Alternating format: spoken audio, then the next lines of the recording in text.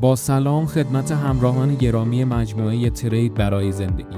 در این ویدیو با ارائه آمار و اطلاعات معاملات تریدرهای مجموعه خدمت شما عزیزان هستیم. اطلاعات ارائه شده مرتبط با 3 ماهه چهارم سال 2023 بوده و لازم به ذکر است این مطالب صرفاً جنبه آموزشی خواهد داشت. در فاز ابتدایی راه‌اندازی مجموعه تنها 3 پلن معاملاتی $1000، $5000 و $10,000 ارائه شد. حدود 51% کاربران مجموعه حساب $10,000، 32% حساب $1000 و حدود 16% حساب $5000 تهیه کردند. آمار موفقیت حساب‌های $10,000 به این صورت است که 32% از معامله‌گران موفق به گذراندن فاز اول و دستیابی به تارگت سود 8% شدند. پس از ورود به مرحله دوم چالش، 53% از آنها توانستند به تارگت سود 4% دست پیدا کنند و به فاز ریل راه یابند. در حساب‌های $5000 آمار موفقیت در فاز اول 27% بوده و 44% از معامله‌گران توانستند از فاز دوم عبور کنند. اما در حساب‌های $1000 این آمار در فاز اول 36% و در فاز دوم 61% ثبت شده است. به صورت کلی حدود 17% از معامله‌گران حساب‌های $10,000 وارد فاز ریل شدند. این عدد در حساب‌های $5000 معادل حدود 12% و در حساب‌های $1000 معادل حدود 22% بوده است. این آمار نشان دهنده آن است که معامله‌گران حساب‌های $1000 به دلیل عدم وجود فشار روانی از بابت هزینه ثبت نام چالش و سطح کمتر استرس توانستند عملکرد بسیار بهتری را نسبت به پلن‌های دیگر داشته باشند.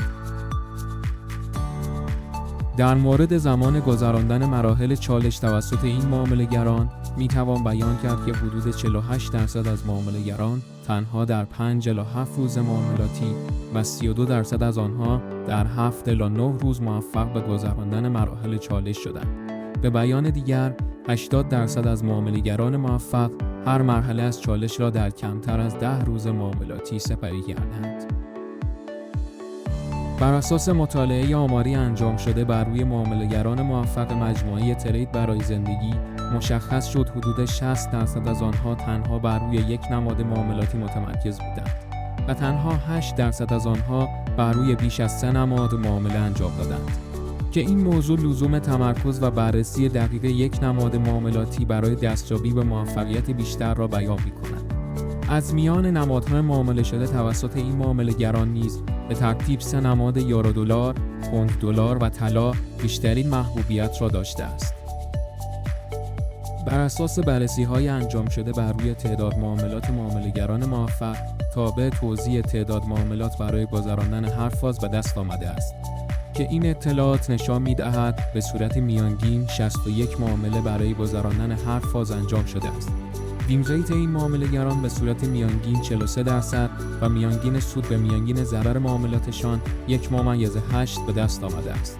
به عنوان مهمترین نکته میتوان بیان کرد که این معامله‌گران به صورت میانگین در هر معامله تنها حدود 0.6% از بالانس حساب خود را در معرض ریسک قرار دادند. اکنون اگر بخواهیم نگاهی به آمار حساب‌هایی که نقض روانی داشته باشیم، دلایل مردود شدن حساب‌ها به شرح زیر خواهد بود. 18% از معامله‌گران به دلیل افت کلی معادل 12% حساب خود را از دست دادند. 64% از معامله‌گران به دلیل حداکثر افت روزانه معادل 5% و 11% از معامله‌گران به دلیل حداکثر افت شناور معادل 2% حسابشان مردود شده است. 7% از معامله‌گران به دلیل معامله در زمان اخبار و 0.2% از معامله‌گران به دلیل معامله در تعطیلات حساب خود را از دست دادند. با 0.4% از معامله‌گران به سبب موارد ممنوعه مانند معاملات تیکسکت و نقض قانون 80% قطع همکاری شده است و هزینه ثبت نام آنها عودت داده شده است. همواره باید به یاد داشته باشید که ذهنیت صحیح معامله‌گری مهمترین اصل در روند موفقیت شماست. با توجه به آمار و اطلاعات مجموعه ترید برای زندگی میتوان دریافت که 80% از معامله‌گران موفق حداکثر بر روی 2 نماد معاملاتی متمرکز بودند. 63% از آنها به صورت میانگین در روز به 7 معامله وارد شدند و از اوورترید خودداری کردند. 78% معامله‌گران موفق مجموعه در هیچ معامله‌ای بیش از 0.8% ریسک نداشتند و 41% آنها فقط در بازه مشخصی از بازار وارد معامله شدند. به عنوان سخن آخر میتوان گفت از این اطلاعات دروس ارزشمندی قابل برداشت است و الگوبرداری مناسب از رفتار معامله‌گران موفق میتواند گامی مؤثر در پیشرفت تمامی عزیزان باشد. همچنین با اشتراک گذاری این ویدیو می توانید به گسترش این تجارب کمک کنید. پراپفرم ترید برای زندگی ارائه دهنده سرمایه و خدمات به معامله‌گران مستعد.